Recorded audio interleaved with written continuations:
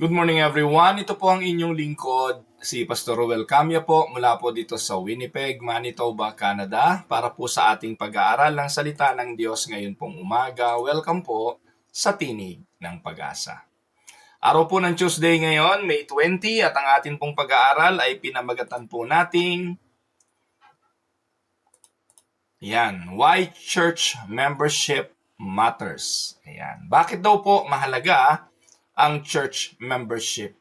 Marami po ako naririnig ng mga tao na madalas ay nakakakwentuhan ko kapag ako po ay nagwo-walking doon sa isang maliit na mall dito sa Winnipeg, na madalas na naririnig ko sa kanila na hindi naman importante yung meron kang simbahan, basta hindi ka nakakalimot sa Panginoon, okay na yon. So yun po yung madalas na sinasabi ng mga tao. Siguro familiar din kayo sa mga katagang yon. Every time na may nakakausap tayo and we invite them to church, sasabihin nila, hindi mahalaga yan. Basta hindi ka nakakalimot sa Panginoon, basta nagdadasal ka, meron kang relasyon sa Diyos, sapat na yon. Pero ito nga po ba'y totoo? Mahalaga po ba ang pagkakaroon ng isang kinabibilangang simbahan? Atin pong tingnan ang bagay na ito at sagutin po natin yung katanungang why church membership matters. Samahan po ninyo ako sa Hebrews chapter 10 verses 24 to 25.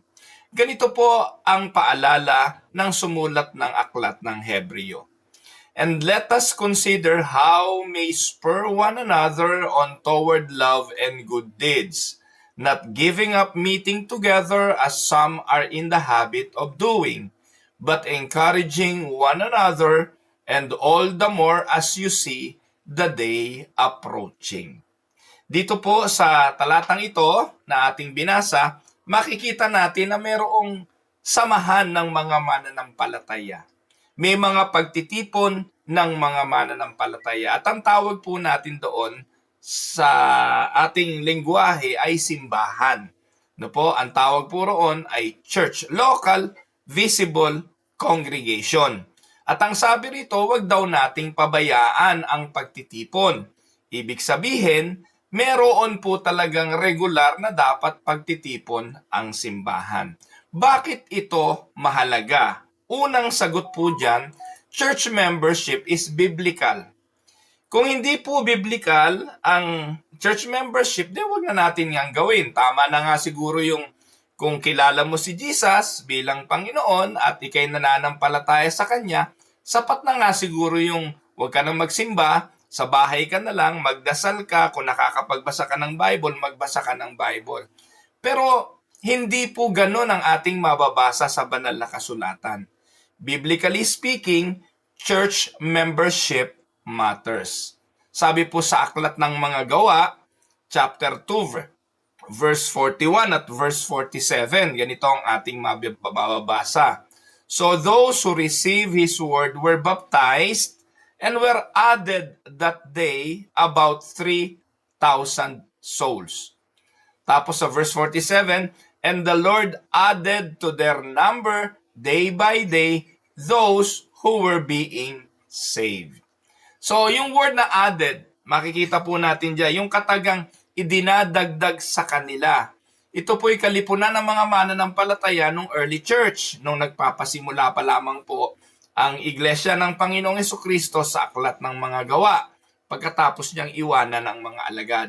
At makikita po natin dito, ang sabi ng Biblia, yung mga nababautismuhan, tumanggap ng kanyang salita, ay napapadagdag sa kanila. Merong 3,000, isang sermon lang yan ni Peter, and 3,000 soul ang napadagdag sa iglesia. Tapos sa verse 47, and the Lord added to their number day by day. Sino daw? Those who were being saved. Sa 1 Corinthians chapter 12, verses 12 to 27, kayo na po ang bumasa niya sa inyong mga Bible, binabanggit po dyan ni Apostol Pablo na yung simbahan ay katawan ni Kristo na maraming mga sangkap. Bagamat tayo'y iba-iba, tayo ay bumumubuo noong katawan ni Kristo, which is the church, ang head ay si Christ. Sa Hebrews chapter 13 verse 17, Obey your leaders and submit to them, for they are keeping watch over your souls. Yung leaders na binabanggit dito ay church. Nire-recognize po ng sumulat ng Aklat ng Hebreo na may church leadership, therefore, merong church community at dapat po lahat ng mananampalataya ay nagpapasakop sa mga pinuno ng simbahang ito. So makikita po natin, rooted on a biblical principle ang simbahan. Hindi po ito nilikha o katha lamang ng kung ano at kung sino. Church membership isn't just a modern idea. It has biblical roots. Kaya po, makikita natin kung may mga simbahan ngayon na hindi rooted sa Bible, hindi rooted sa salita ng Diyos, yun po yung sasabihin natin, huwag kayong aanib doon at huwag kayong sasapi. Kasi ang totoo po, lahat ng mabuti dinuduplicate. Lahat ng maganda ginagaya. At lahat ng mayroong pakinabang ay gagayahin at iduduplicate. Even the devil can duplicate the Church of Christ. No? Kaya nga ngayon, meron na rin Church of Satan, hindi po ba? Pero yung iglesia ng ating Panginoon, it is rooted on biblical principle. The church membership is biblical. Ano sabi ng Matthew 18:15-17? Ito po yung pagdidisiplina sa simbahan. The early church kept count of its members. Binibilang nila yung kanilang kaanib kasi nag-e-exercise sila ng discipline doon sa kanilang mga kaanib. Sa Matthew 18, yan yung proseso ng pagdidisiplina. Kapag ang isang kapatid nagkasala, puntahan mo siya, humingi ka ng tawad, at kung magkaayos kayo, praise the Lord. Pag hindi kayo nagkaayos, kumuha ka ng isa o dalawang saksi na siyang sasaksi sa inyong pag-uusap. Pag hindi pa rin, ang sabi, tawagin ng iglesia. At we can see the importance of church membership sa discipline. Makikita rin natin na may mga appointed elders na siyang nagsya-shepherd sa flock. No, may mga pastor na siyang nangunguna sa iglesia. So yan po ay evident sa early church at yan din po ang prinsipyong ginagawa ng mga tunay na simbahan ngayon. Rooted sa biblical principle ang church membership. So members expresses our commitment to Christ. Membership expresses our commitment to Christ and His people. Kaya tayo umaanib. Kaya tayo sumasapi sa isang iglesia lokal. Sapagkat naniniwala tayo, it is an expression of our commitment to Christ and His body, the church. Amen? So, mahalaga po ang church membership because church membership is biblical. Pangalawa, church membership is a covenant commitment.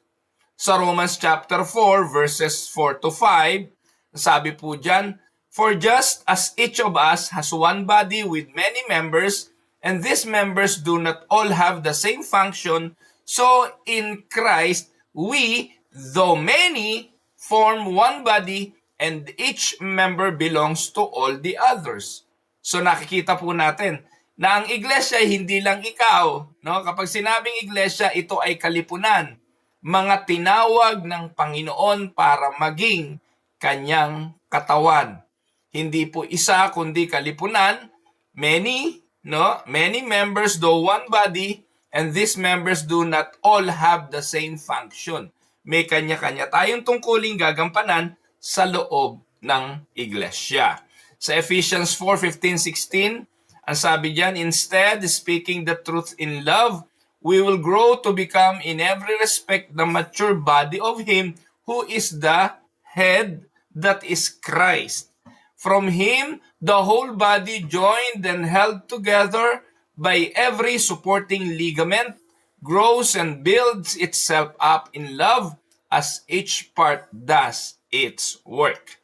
So halos parehas lang po yung sinasabi dyan ni Pablo sa mga taga-Roma at ganun din sa mga taga-Epeso na tayo'y parte ng katawan ni Kristo. We are the church and we should be part of that church. So membership reflects covenant relationship, a promise to live in accountability, mutual care, and service. Minsan hindi ko masisisi yung ibang mga tao kung bakit ayaw nang magpa-member sa church. O rather, ayaw nang dumalo sa church sapagkat minsan sila ay nasaktan, napagsamantalahan, o kaya'y nadaya. No? Common yun eh. Minsan hindi napaglingkuran ng tama at nagdaramdam, nagtatampo. Hindi mo masisi dahil mga bata pa sila sa pananampalataya, nadadala ang tawag doon. At dahil nadala sila sa napuntahan nilang local congregation, they decided na hindi na sila magmiyembro. Pero hindi po ganon mga kapatid. Humana po kayo ng kung saan simbahan na mag-aalaga sa inyo na magiging daan upang kayo ay lumago din sa pananampalataya katulad ng sinasabi rito ni Apostol Pablo sa mga taga-Roma at sa mga taga-Epeso. Mahalaga ang church membership because church membership is a covenant commitment. Just as in marriage, hindi naman pwede na kapag ikay pumasok sa pag-aasawa, ikaw na lang ang makikinabang. Ikaw na lang ang kuha ng wala kang ibibigay. It is also the same with the covenant community in a church. You commit not only to the benefits of belonging, but also to the responsibilities. Mahalaga kapatid na kapag kabilang ka sa isang simbahan, alam mo kung anong role mo. Katulad ng pag-aasawa, papasok ka dito na dala-dala mo rin yung desire na tuparin at tugunin yung iyong responsibilidad. Marami po kasi ngayon nasa loob ng simbahan parang mga senyorito at senyorita lang na po na paglilingkuran habang panahon. Hindi po ganon. Ang pagpasok po sa isang local congregation at pagpapaanib sa membership nito ay dapat ay covenant commitment at ito po ay may responsibilidad. To illustrate this, look at this. Think of a fireplace and the coals. One, a coal o yung uling removed from the fire, quickly the fire will grow cold. But in the fire, surrounded by other coals, it stays hot. Ganon din po ang mga Christian. Christian grows cold in isolation but thrives when surrounded by the church. Lumang ilustrasyon na ito, narinig nyo na po yan, pangkaraniwan na po yan binabanggit ng mga pastor to illustrate the importance of fellowshipping. Pero totoo yan Subukan mong wala ka sa kalipunan ng mga mananampalataya, ano nangyayari sa'yo? Tumitigas ang puso mo, nagkakaroon ka ng sense of, indifference sa mga believers kasi wala kang ang kinaaniban. Kaya mahalaga ang church membership.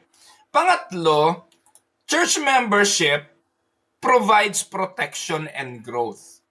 Mahalaga itong maunawaan ng mga mananampalataya. Walang nagsosurvive ng nag-iisa. No man is an island. Importante ang mga pagkakapatiran. Ano po ang sabi ni Peter? 1 Peter 5:1-3. Ano paalala niya?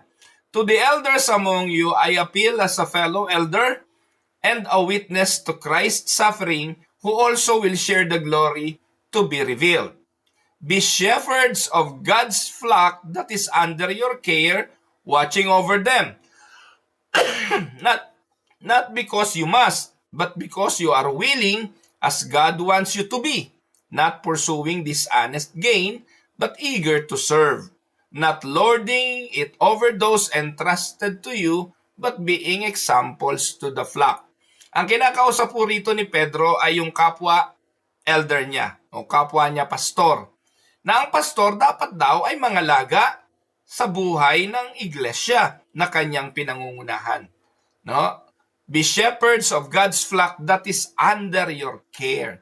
So makikita po natin dito, kapag ikay kabilang sa isang iglesia na pinangungunahan ng isang matuwid na pastor, protektado ka. Because that church can provide protection and growth. Kaya importante, alam nyo, responsibilidad mo rin naman kapatid na humanap ng iglesyang maaalagaan ka.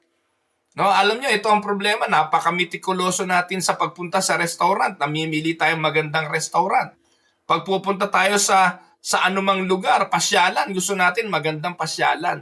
Mitikuloso tayo sa pagpili sa maraming mga bagay, sa simbahan hindi. Pasok na lang ng pasok, punta na lang ng punta, hindi mo naman nakikita kung naaalagaan ka talaga. And take note, ang pag-aalagang binabanggit ko, hindi yung ipapamper ka sa kasalanan mo, hindi yung aayunan ka sa mga ginagawa mong hindi matuwid, kung hindi ididisipulo ka, tuturuan ka ng mga doktrina, aalagaan ka sa paglago mo sa paglakad bilang isang mananampalataya. At ito ang dahilan kung bakit tayo nagiging bahagi ng isang local church. Ano sabi ni Pablo sa Ephesians 4:11-14?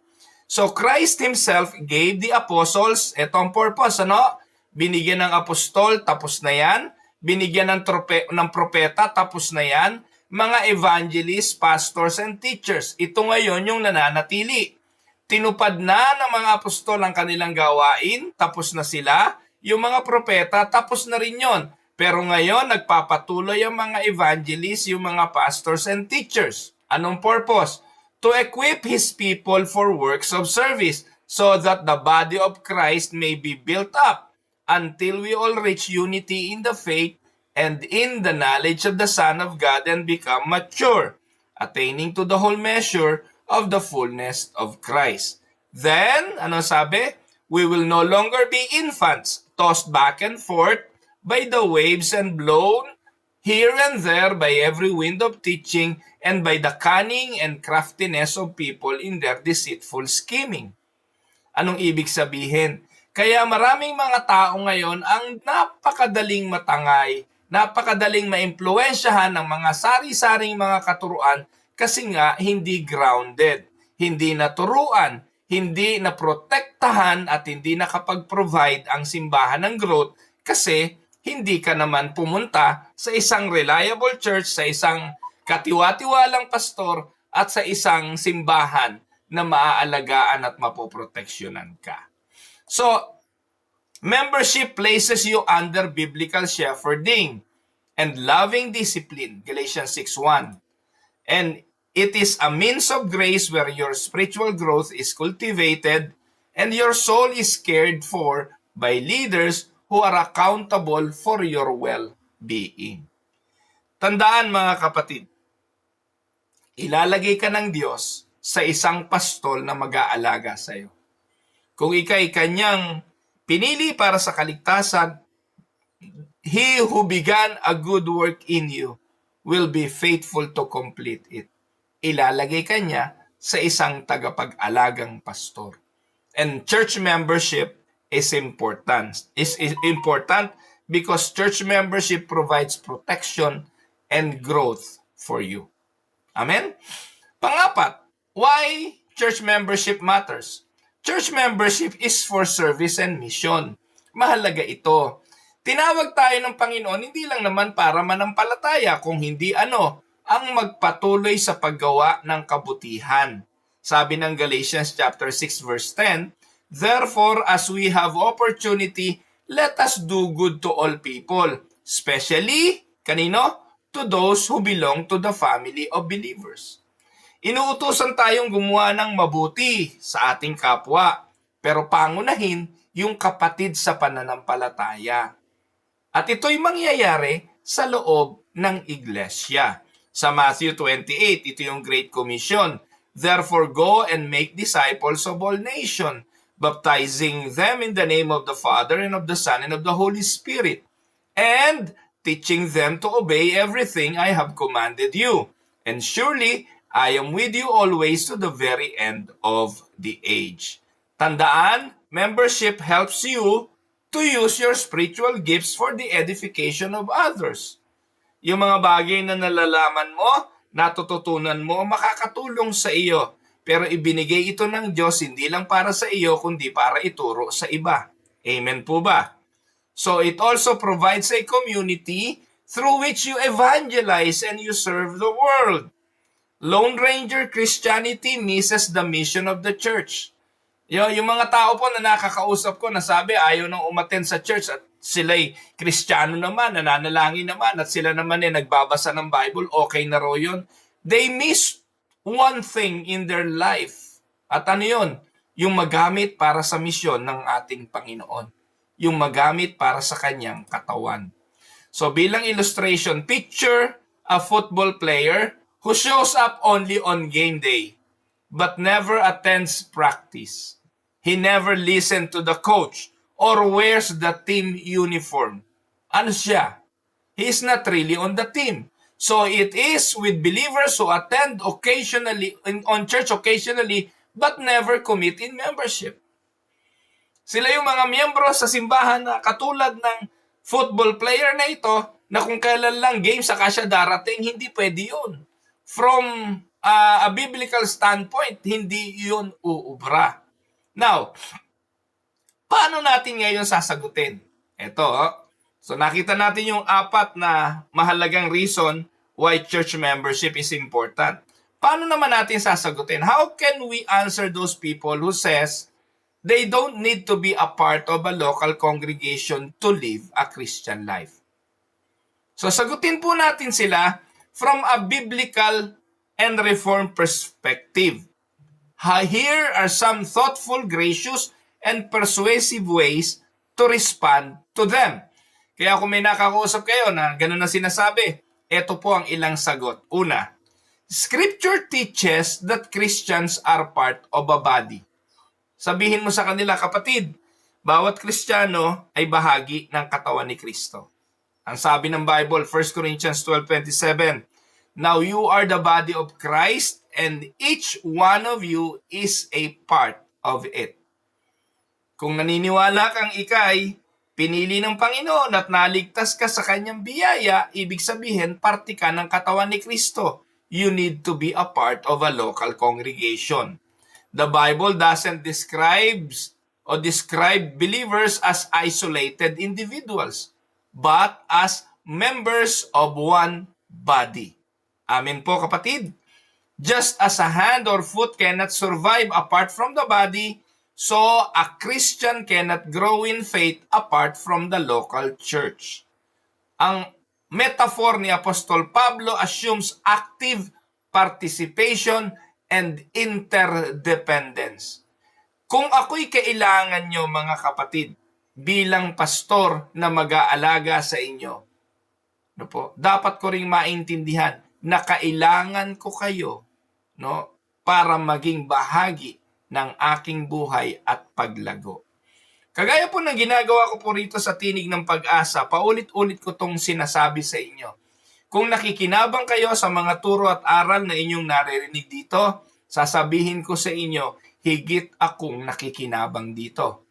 Higit akong nare-remind ng mga aral at ng mga turo, mulit-muli napapaalalahanan ako ng mga mahalagang theological doctrine of the church and of the faith, ako ang nakikinabang. Kaya andun yung participation and interdependence.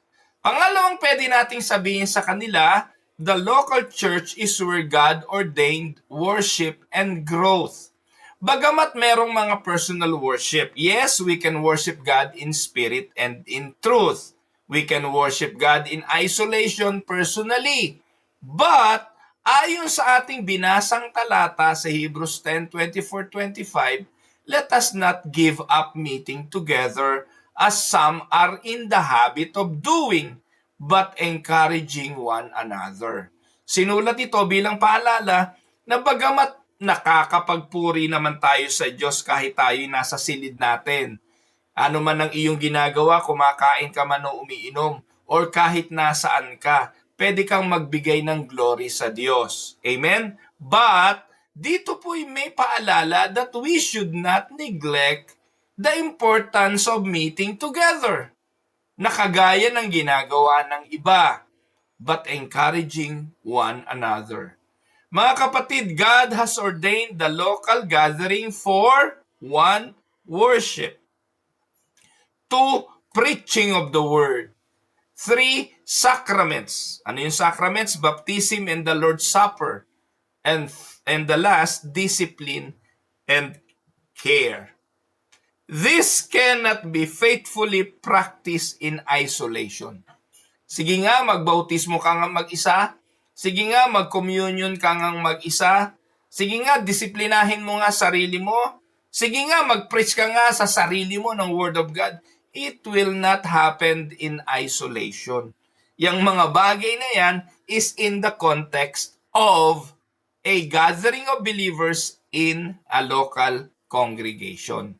Kaya mahalaga yan, mga kapatid. Kaya yung mga nagsasabing, sabi, okay na ako, hindi na ako magsisimba, magulo dyan magulo yung mga simbahan mga kapatid, hindi ko po maipapangakong hindi talaga magulo ang simbahan. Kasi po, ang mga pumupunta naman sa simbahan, hindi naman mga perpektong tao. Katulad ng bawat isa sa atin, tinubos tayo ng Panginoon sa ating mga kasalanan, pero nasa proseso pa rin tayo ng pagiging kawangis ni Kristo. Ang naisin natin patuloy pang magamit at lumago sa paglago din ng buhay ng iba. Kaya tayo dumadalo at nagpapasakop at nagpapaanib sa isang local congregation. Pangatlong bagay na pwede nating sabihin doon sa mga taong ayaw nang dumalo o ayaw magpunta sa simbahan and they don't want to be part of the membership. Number 3, the New Testament assumes church membership and leadership. Yan. Tinuro yan sa New Testament. Throughout the New Testament, local congregation had elders and deacons. Merong leaders. Merong membership list. No? Alam niyo po ba kaya sinasabi po sa 1 Timothy 5:9 na alagaan yung mga widows? Paano nila aalagaan yung mga widows kung di nila kilala itong mga ito? So they kept a membership list. Alam nila kung sino yung mga balo, alam nila kung sino yung nangangailangan, may talaan sila ng mga kaanib. At ang mahalaga rito, merong accountability and discipline. Kaya nga, ipinapractice nila yung tinuro ng Panginoon sa Matthew 18:15-17 na kung merong magkakasala, puntahan, kausapin, kung hindi makinig, magsama ng dalawa, kung hindi pa rin, iglesia na ang pupunta doon. It is important that we practice church discipline. And take note that none of this makes sense without being connected to a specific group of believers. Amen? Number 4, the Christian life requires mutual edification. Ang buhay Kristiyano nangangailangan ng parehong paglago. Kaya sa Galatians chapter 2 verse 6, anong sabi ni Pablo diyan? Bear one another's burdens and so fulfill the law of Christ. Christianity is not about me and Jesus. It is not just about you and Christ. We are called to love, serve, correct, forgive, and build each other up. That is impossible to do alone. Amen? Kaya nga po yung Christian life requires mutual edification. Nakapagpapaalalahanan tayo sa isa't isa, importante yun. Susunod, paalala natin na isolation is dangerous. Delikado ang nag-iisa. Binanggit na natin yung illustration kanina ng coal. Like a coal taken out of the fire, a believer who separates from the church will grow cold spiritually. At alam niyo mga kapatid, si Satan loves isolated sheep. They are easier to deceive.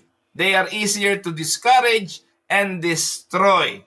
1 Peter 5:8, si Satan is like a roaring lion, naghihintay lang ng tupang kanyang ide-devour. Ayan. So, importante, na maintindihan natin the danger of isolation. Pang-anim, Jesus loves and gave Himself for the church. Sabi ng Ephesians 5:25, Christ loved the church and gave Himself, kanino? For her. Gave Himself up for her. So, ipinakikita rito, if Jesus loves the church so deeply, how can a Christian claim to love Jesus but reject His bride? And take note, if you are truly part of the body of Christ, you will love the body. Katulad ng pagmamahal natin sa ating pisikal na katawan, pinapakain natin, dinadamitan natin, binibigyan natin ng magagandang TLC, tender loving care. Kung mahal natin ang physical nating katawan, huwag nating kalimutan, we are part of the body of Christ. As believers, mahalin din natin ang kanyang katawan. So, importante yon. At panghuli, it is not just about you. No, Christian life is not just about you. Others need you too. So God gives every believer spiritual gifts para gamitin saan? Sa church. Kapag pinagkalooban ka ng spiritual gifts, gagamitin mo to sa edification of the church, sa paglago ng kanyang katawan. When someone refuses to be part of a local church, ninanakawan nila ang iba ng pagpapala ng Diyos na dapat maranasan nila sa pamamagitan mo. Kapatid, hindi mo lang alam, ikaw ang daluyan na pwedeng maging daanan ng biyaya ng Diyos para sa iba. But if you refuse to go to church and be part of the body, ninanakawan mo ang kapatiran ng mga pagpapalang pwedeng dumaloy sa iyo galing sa Diyos. Amen? Yan po ang mga mahalagang mga dahilan kung bakit church membership is important. And if you consider yourself a believer at tapos hindi ka nagsisimba, kapatid, may malaki kang problema. Maybe you are not really a Christian. Because if you truly are or truly is a believer of the Lord, then you will go and you will be part of a local congregation and you will grow. No po? You will grow. Let us go to the reflection questions na pwede natin gamitin para po sa ating mga Bible study. 1. Do I see the local church as an optional or essential to my Christian life? And then why? Nakikita nyo ba na ang church ay optional or essential? Ang pagdalo ba at pagiging bahagi ng isang local congregation mahalaga o option lang? Anong sagot natin doon? Pangalawa, how does my current level of involvement reflect my love for Christ's bride? Kayo po makakasagot niyan. Yun pong involvement ninyo sa church. Gaano ipinapakita dito ang pag-ibig ninyo sa katawan ni Kristo, which is the church.